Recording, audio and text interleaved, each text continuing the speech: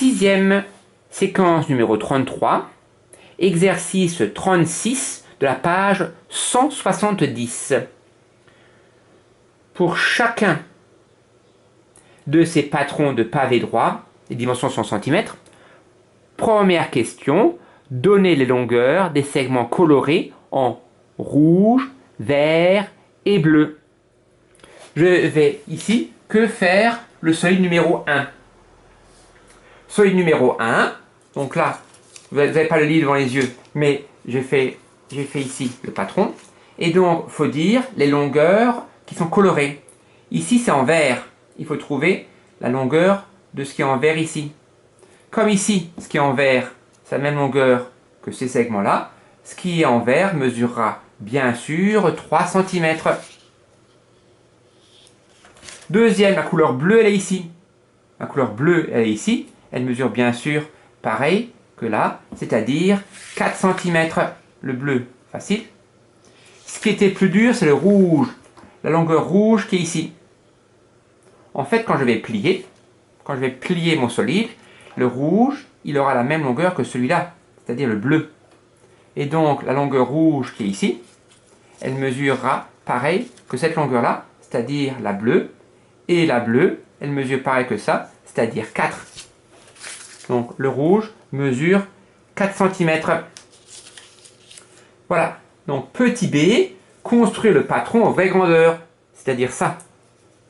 Donc, avant de le faire, je vais faire un petit croquis pour réfléchir à la longueur avant de le faire. Et donc, d'après l'énoncé, j'ai que cette longueur-là mesure 3 cm. Cette longueur-là mesure 4, et cela, ça mesure 5. Comme ici, ça mesure 3, j'ai 3 partout. Comme ici, ça mesure 4, eh bien, j'ai 4 partout. Et comme ici, ça mesure 5, eh bien, j'ai 5 aussi ici. Combien est-ce que j'ai ici? En fait, si ici, je considère que c'est le sol ici, le mur ici montera de 5. Et donc, j'aurai bien sûr 5 aussi ici pour les murs.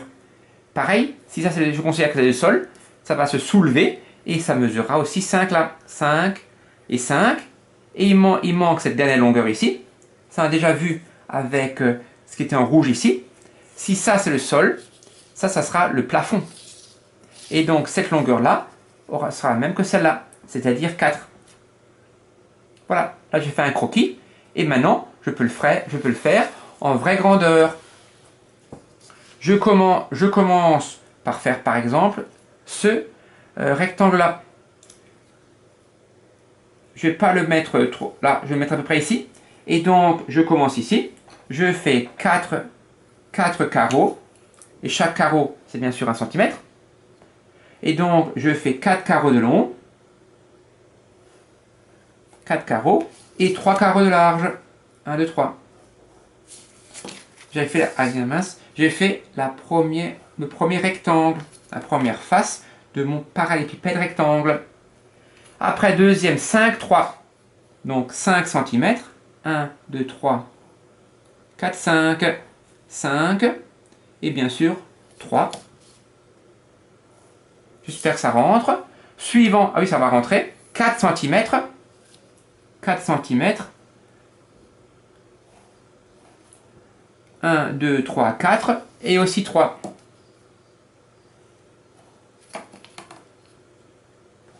Voilà, là j'ai fait les 3 premiers rectangles. 1, 2, 3. Ensuite là, je vais descendre de 5. 1, 2, 3.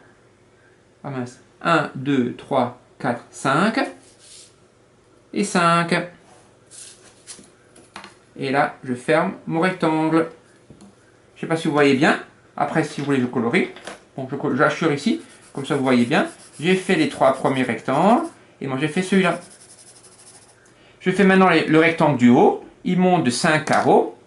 1, 2, 3, 4, 5. 5 carreaux. Et encore 5 carreaux. Parfait. Là, j'ai fait le rectangle du haut. Et le dernier rectangle, 3. 1, 2, 3.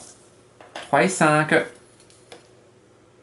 3 et 5. Voilà. Je ne sais pas si vous voyez bien, je fais un petit peu hachurer au crayon de papier. Donc voilà, j'ai fait les trois premiers rectangles ici. J'ai fait le rectangle ici du bas, le rectangle ici du haut, et après le rectangle ici. Voilà, j'ai fait ici, j'ai construit le patron en vraie grandeur. C'est les centimètres ici. Dernière question, question petit c. Il faut découper. Tadam!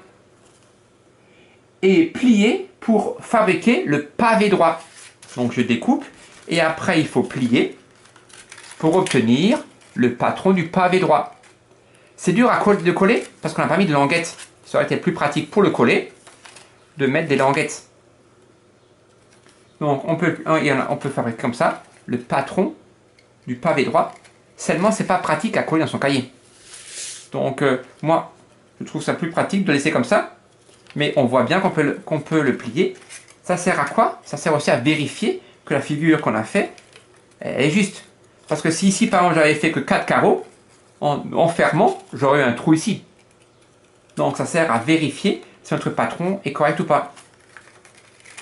Voilà.